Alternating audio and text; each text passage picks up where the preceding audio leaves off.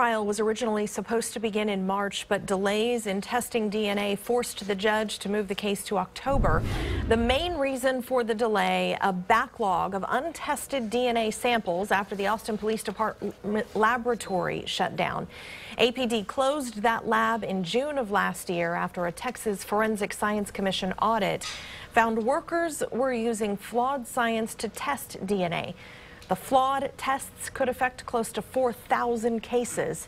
Kreiner's attorney says he's watching the review of those cases and ongoing problems with evidence storage very closely. Since the lab closed, APD has been shipping samples to the Department of Public Safety and to private labs for testing. On top of that, apparent mold found on hundreds of sexual assault kits is raising a red flag about the way they are stored. The Travis County District Attorney's Office decided to see it for themselves this week. Tonight, KXAN's Alicia Enns gives us our first look at the affected kits and why officials say there's a bigger problem at hand.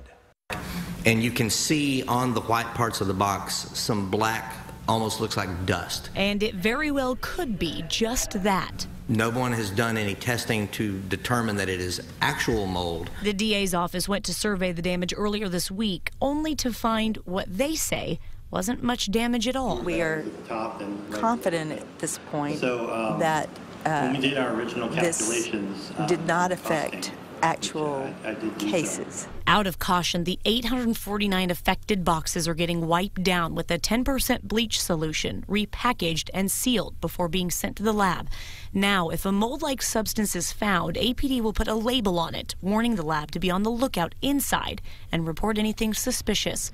For Judge Sarah Eckhart, there's a bigger issue. There was about a 2-month lag between APD finding out about this concern and then telling the stakeholder committee.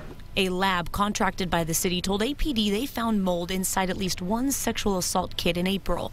It wasn't until June the department told the district attorney what was going on. This should have been discussed with them and notified.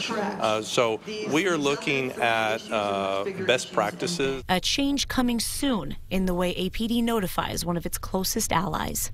Alicia Enns, KXAN News. State law requires all kits to be tested for a DNA profile, even if the victim is missing or unwilling to prosecute. Since the apparent mold was found, APD has installed a humidifier in the warehouse and replaced refrigerator seals. State forensic experts sent a list of questions to the department concerning the mold, requesting answers by the commissions on their August 18th meeting.